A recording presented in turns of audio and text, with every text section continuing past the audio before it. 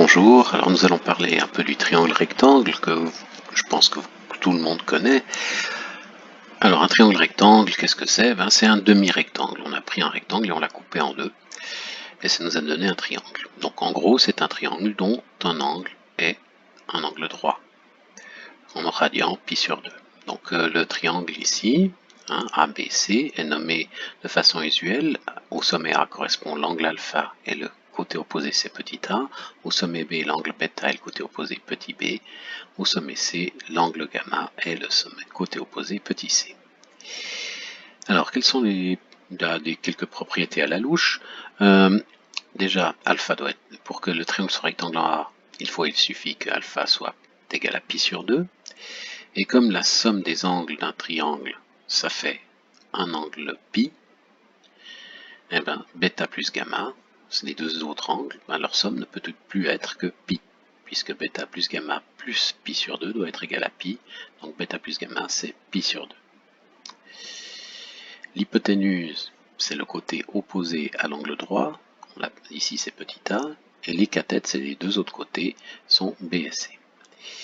On peut calculer l'aire de différentes façons, simplement, comme on disait, c'est un rectangle coupé en deux, donc l'aire c'est b fois c sur 2, mais c'est aussi a fois la hauteur, HA, divisé par 2, basse ou hauteur sur 2 pour tous les triangles. Ça marche. Une propriété essentielle des triangles rectangles, vous connaissez toute cette propriété, c'est le théorème de Pythagore. Alors, vous connaissez cette propriété, mais je ne sais pas si vous l'avez vu démontrer. Donc le triangle ABC est rectangle en A si et seulement si A carré c'est B carré plus C carré. Donc la preuve, déjà le premier sens, supposons que le triangle ABC est rectangle en A. Alors, le truc c'est de faire apparaître cette hauteur justement. Alors, le triangle ABC, c'est un triangle rectangle qui a un angle bêta. Et le triangle ABHA, c'est un triangle rectangle, parce que c'était la hauteur ici, qui a aussi l'angle bêta. Donc ces deux triangles sont semblables. Et de même, AHAC, il a l'angle gamma comme un ou deux triangles, comme un ABC, et c'est aussi un triangle rectangle. Donc il est aussi semblable à ABC. Les hypoténuses de ces trois triangles rectangles sont respectivement A, C et B. D'accord? ABC, son hypoténuse est A, ABHA, son hypoténuse est C, AHAC, son hypoténuse est B.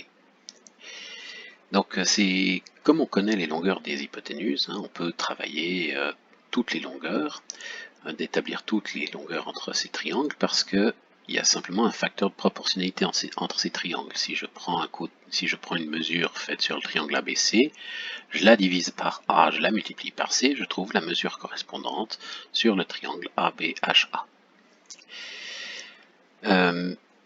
Mais pour les aires, si les longueurs sont proportionnelles à ABC, les aires, elles, sont proportionnelles au carré du facteur de proportionnalité. Donc les aires de ces trois triangles sont proportionnelles au carré de leurs hypoténuses. Or il se trouve que le triangle ABC, il est recouvert par les deux autres triangles sans chevauchement. Donc l'aire de ABC, c'est l'aire de ABHA plus l'aire de AHAC.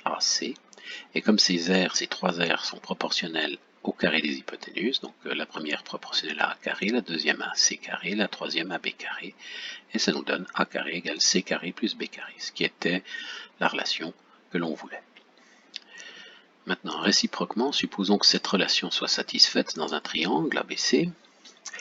On peut construire un triangle rectangle de cathète B et C, ça personne ne peut l'empêcher, et parce que ce sera un triangle rectangle, son troisième côté sera déterminé par cette formule. Donc son troisième côté sera de longueur A.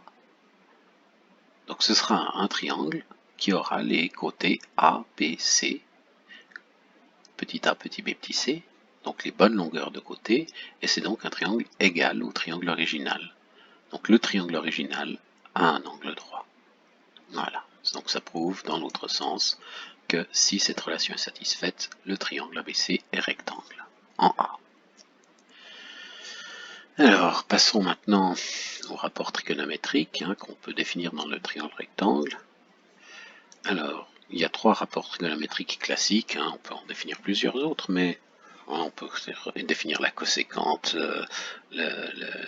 la séquente, la cotangente, etc. Donc, il y a d'autres rapports qu'on peut définir, mais enfin, les 3 principaux sont cosinus, sinus et tangente. Le cosinus s'obtient en divisant l'adjacent de l'angle par l'hypoténuse. Moyen mnémotechnique, cosadrip. Le sinus, c'est l'opposé sur l'hypoténuse, sinopipe. La tangente, l'opposé sur l'adjacent, tangopage. On a aussi le moyen mnémotechnique SOHCAHTOA qui existe. Donc sinus opposé, cosinus adjacent, tangente opposé adjacent.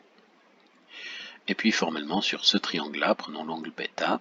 Le cosinus de bêta, c'est C, son adjacent, sur A, l'hypoténuse. Le sinus de bêta, c'est B sur A.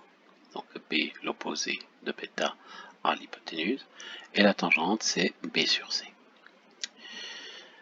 Alors, on peut déjà faire quelques remarques. D'abord, à cause du théorème de Pythagore, cos carré plus sin carré, ça vaut 1. Toujours.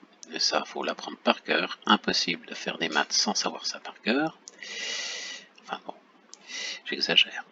Le sinus de bêta aussi, c'est le cosinus de gamma, parce que ces deux angles échangent les rôles. D'accord, hein, l'adjacent de bêta, c'est l'opposé de gamma, et l'opposé de bêta, c'est l'adjacent de gamma. Donc, sinus de bêta, c'est cos gamma, cos bêta, c'est sin gamma, et la tangente de bêta, hein, c'est sinus de bêta sur cos de bêta. Voilà, dernière formule pour calculer la tangente en fonction de sinus et cosinus.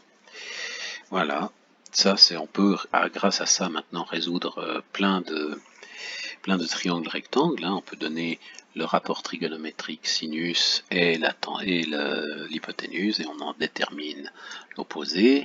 Et puis grâce à ça on peut utiliser le théorème de Pythagore pour déterminer le dernier côté, etc.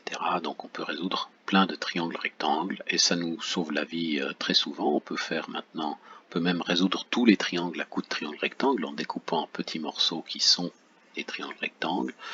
Mais enfin, il existe des formules qui seront plus immédiates. On les verra plus tard. Donc on a défini les rapports trigonométriques.